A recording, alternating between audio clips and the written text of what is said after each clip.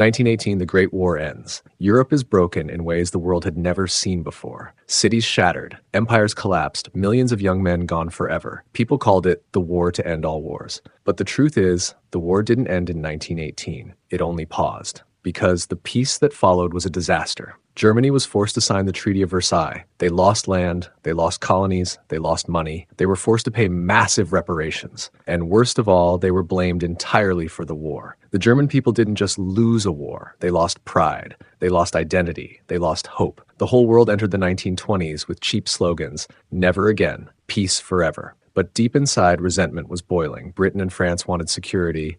America wanted to go back home and forget Europe. Russia turned into the world's first communist state. Italy felt ignored and humiliated. Nobody trusted anybody. The 1920s looked glamorous on the surface. Cars, movies, jazz, new inventions. But underneath that beauty was a silent economic time bomb. In 1929, the bomb exploded. The Great Depression destroyed every economy on Earth. Factories closed. Banks collapsed, workers starved, people lost everything they owned. The world became desperate, and when nations are desperate, they don't look for peace. They look for someone to blame. They look for someone strong enough to follow. They look for someone who promises revenge. And in that darkness, in that moment of fear and hopelessness, a new figure began to rise inside Germany. Not a general, not a king, not a noble, a failed artist from Austria. His name was Adolf Hitler. Germany was bleeding. Factories were silent. Families were hungry. Nobody believed in democracy anymore. People wanted a savior. People wanted a leader who promised strength. Adolf Hitler used that pain as fuel. He spoke to crowds like no one else. He took the anger that lived in every German heart and shaped it into a new vision. He promised three things. Germany will rise again. The humiliation of Versailles will be erased. The German people will become powerful once more. He told them what they wanted to hear. He blamed the old politicians. He blamed the treaty. He blamed enemies inside and outside Germany. He promised order. He promised revenge. He promised destiny. Hitler's speeches were not just words. They were fire. The Nazi Party grew rapidly. Step by step, they took control. Newspapers, radios, youth organizations, local government. Every year, they gained more power. Every year, more people believed him. Because he offered something no other leader could offer in that moment. Hope. In 1933, Hitler was appointed Chancellor of Germany, not by a revolution, not by a coup, but legally. And the moment he entered office, democracy ended. He destroyed all political opponents. He banned every other party. He built concentration camps for enemies of the state. Overnight, Germany became a dictatorship. Kids were raised as Nazis. Books were burned. Propaganda was everywhere. Soldiers marched again. Factories roared again. Germany was reborn. But the world didn't understand yet that this rebirth was the beginning of a deadly storm. Hitler wasn't rebuilding Germany for peace. He was preparing Germany for war. He wanted land. He wanted expansion. He wanted domination. And once he felt strong enough, he made his first move. September 1st, 1939. At dawn, without warning, without hesitation, without mercy,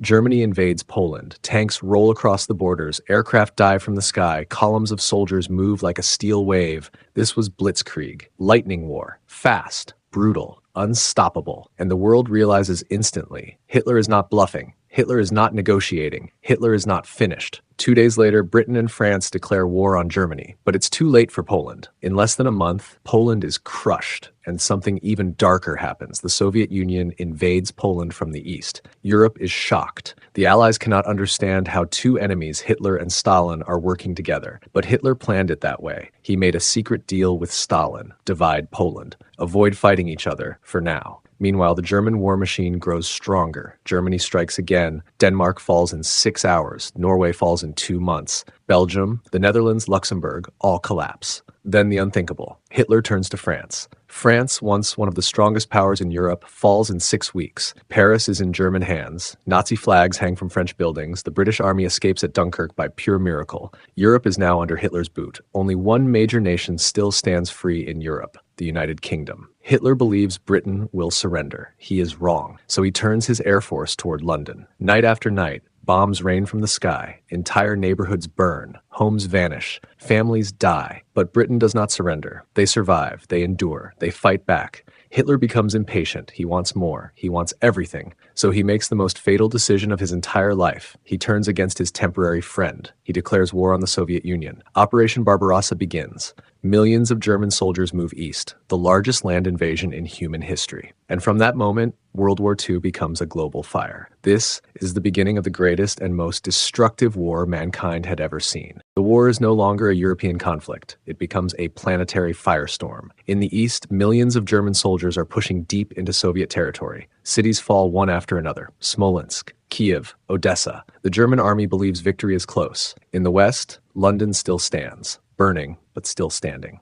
Across the Atlantic, the United States is not officially in the war, but American factories are already feeding the Allies with tanks, planes, trucks, food, weapons, and fuel. The arsenal of democracy is waking up, and in Asia, Japan is rising. Japan wants to control the Pacific. Japan wants resources. Japan wants an empire. They invade China, French Indochina, and threaten British and Dutch colonies. The world is splitting into two giant camps, Axis versus Allies. Germany, Italy, Japan united to dominate the planet. The Allies, Britain, the Commonwealth, the Soviet Union, and soon, the United States. December 7th, 1941. Japan attacks Pearl Harbor. American battleships burn, thousands of sailors are killed. America enters the war, and now the war becomes truly global. The Pacific is on fire. The Atlantic is a battlefield between U-boats and Allied convoys. North Africa turns into endless tank battles in the desert. The skies above Germany are filled with bombers. The Eastern Front becomes a graveyard of millions. Every continent, every ocean, every sky becomes a battlefield. It is the largest and deadliest conflict in human history. Europe is drowning in blood. Russia is burning. Asia is collapsing. Millions of civilians are dying. Cities are ashes. Armies are exhausted. But nobody stops, because now this war is no longer about borders or land. This war becomes a war for survival. Hitler wants a world ruled by the Third Reich. Japan wants an empire across the Pacific and Asia. The Allies want to stop both, or die trying. And the turning point is coming. It will happen not in one day, but in many battles. Stalingrad, El Alamein, Midway, Guadalcanal. These names will change the direction of history. The Axis powers will begin to bleed, and the Allies will begin to rise. The war is about to shift, not in speeches, not in promises, but in brutal, unforgiving combat. War evolves. War transforms. War punishes the arrogant. By late 1942, the Axis powers begin to face something they never expected. They begin to lose, not in one place only, but everywhere. In the Soviet Union, the German army reaches Stalingrad, street by street, house by house, room by room. The city becomes a nightmare of close combat. The Soviets refuse to surrender. Men, women, teenagers, all of them defend the city. And then winter arrives. German soldiers freeze. Supplies run out, and the Red Army surrounds them. In February 1943, the German 6th Army, one of Hitler's most elite forces, is destroyed. This is the first massive crack in Hitler's dream. In North Africa, Rommel's Afrika Korps, once unstoppable, is defeated at El Alamein by the British. Hitler said, "We will not retreat." But the desert doesn't care. Reality doesn't care. The German army must retreat. In the Pacific, Japan meets a new opponent, the United States Navy. At Midway, 4 Japanese aircraft carriers are destroyed. Japan loses the backbone of its naval air power. American submarines attack Japanese shipping. American carriers strike island after island. Japan is no longer expanding. Japan is now trying to survive.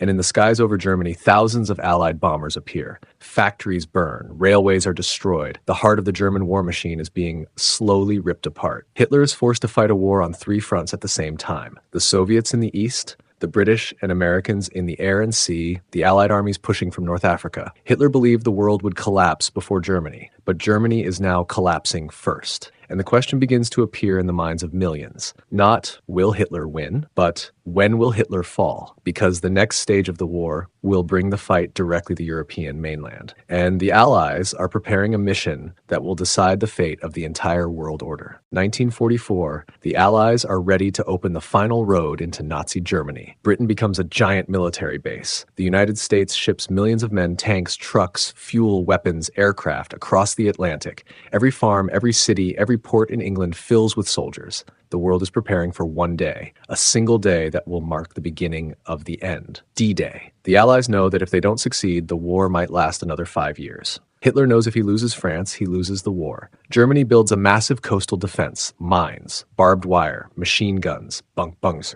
artillery, obstacles, miles and miles of concrete and steel, the Atlantic Wall. If the Allies fail to break it, millions will die for nothing. June 6, 1944, before sunrise, the sea is black with ships, battleships, destroyers, troop transports, landing craft, 4,000 ships, the largest invasion fleet in human history. Above them, the sky is filled with thousands of Allied aircraft bombing German defenses, dropping paratroopers behind enemy lines. And then, The ramps drop. Soldiers run forward into bullets, waves, chaos, screams. Omaha Beach becomes a slaughterhouse. Men drown before they reach the shore. Men die before their boots touch sand. The first waves of American infantry are almost wiped out, but they don't stop. One group makes it 10 meters. Another group makes it 15 meters. Another group hides behind steel obstacles. Step by step, centimeter by centimeter, they begin to break the German defense. By midday, the beaches are secured. By nightfall, 156,000 Allied troops are inside France. Hitler never expected this. He always believed the invasion would happen at Calais, not Normandy. He sent his tanks too far away. He reacted too late.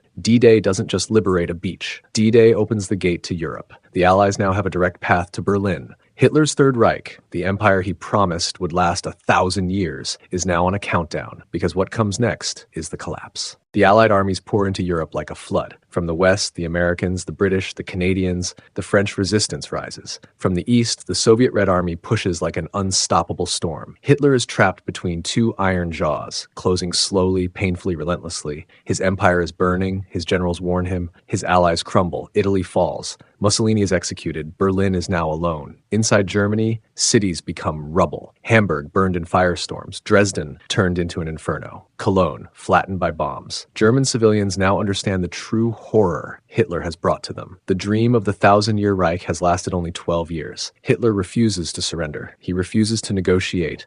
He refuses reality. He hides in an underground bunker in Berlin. He orders imaginary armies that no longer exist. He gives commands that nobody can execute anymore. Allied forces break through the Rhine. Soviet forces surround Berlin. The final battle arrives. In April 1945, Soviet artillery pounds Berlin day and night. Streets turn into trenches. Every building becomes a fortress. Every soldier fights for a country that already died. German citizens flee into underground stations, basements, tunnels. Above them, the Third Reich is dying. Hitler finally accepts what he denied for years. He is lost. On April 30th, 1945, Hitler commits suicide in his bunker. A few days later, Germany surrenders. The war in Europe is over, but the world is not at peace yet, because the war in the Pacific is still burning. Japan refuses to give up. Japan fights to the last breath, and the United States is preparing a weapon that will change the world forever. A weapon that will end the war in a single moment. A weapon that will show humanity a new kind of fear.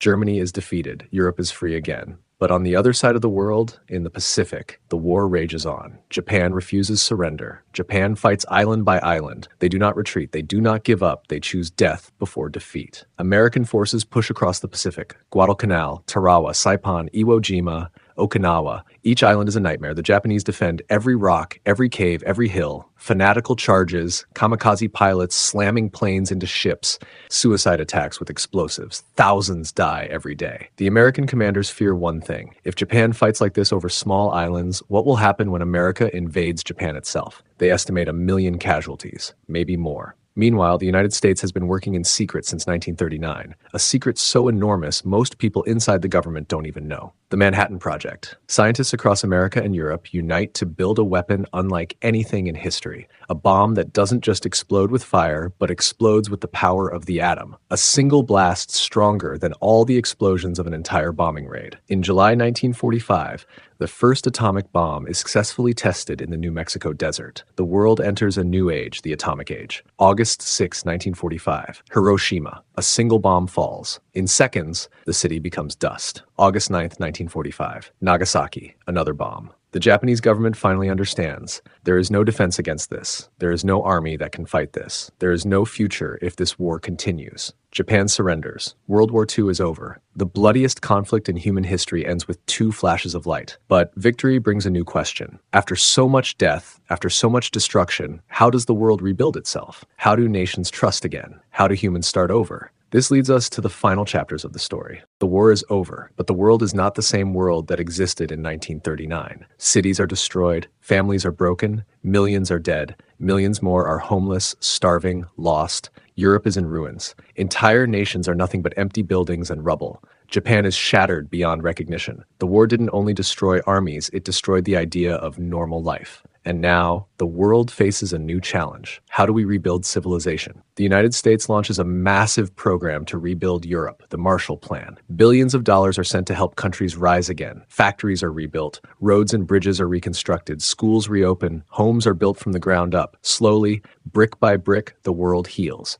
America becomes the strongest economic power on Earth. The Soviet Union becomes the second. Two new giants stand face to face, two superpowers, and the tensions begin. Both sides have nuclear weapons. Both sides have influence around the world. Both sides believe they are right. The Cold War begins. A war not of armies, but of ideology. Capitalism versus communism, United States versus Soviet Union, two visions for the future of humanity. But in the middle of this global struggle, survivors of World War II try to live again. Millions of soldiers return home. Some become husbands again. Some become fathers. Some try to forget the horrors they saw. But not everyone can forget. Nightmares remain. Memories remain. Scars remain. World War II didn't end in 1945. For survivors, it continued in their minds forever. And in 1945, a global organization is created, the United Nations, an organization with one dream: to prevent another world war from ever happening again. Humanity had learned something the hard way. If humans do not choose peace, humanity will destroy itself. When World War II ended, the world took a deep breath, and humanity finally understood something terrifying. We are capable of destroying our own planet. Nuclear bombs existed, cities could disappear in seconds, millions could die with one decision. So the world learned lessons, lessons written in blood and paid for by the dead. Lesson 1. Extreme ideology kills. When one man believes his race is superior, when one government believes it can control minds, when one party believes it has the right to decide who lives and who dies, then genocide is not far away. Hitler didn't start with gas chambers. He started with ideas that people believed. That is the power of ideology. Lesson 2. Silence is dangerous. Millions saw the signs of hate before the war. Millions heard Hitler's speeches. Millions saw their Jewish neighbors losing rights, losing homes, losing dignity. But most people said nothing. Silence helps evil. Lesson 3. War is not glorious. War is not medals. War is not flags. War is not songs. War is hunger. War is fear. War is mothers crying over graves. The movies don't show the smell, the memories, the trauma that never leaves. The truth is simple. War is the failure of humanity to solve problems intelligently. Lesson 4. Peace is fragile. Peace is not automatic. Peace must be built every day, with dialogue, with diplomacy, with respect, with compromise. Peace is a choice, and if we stop choosing it, we will repeat the same nightmare again. In the end, World War II wasn't only a war between nations. It was a war between what humanity could be and what humanity should never become again. The survivors of that war are almost gone now. Their memories fade. Their voices are silent. But the lessons must not be forgotten, because the moment we forget is the moment we step back onto the same road that once led the world into darkness.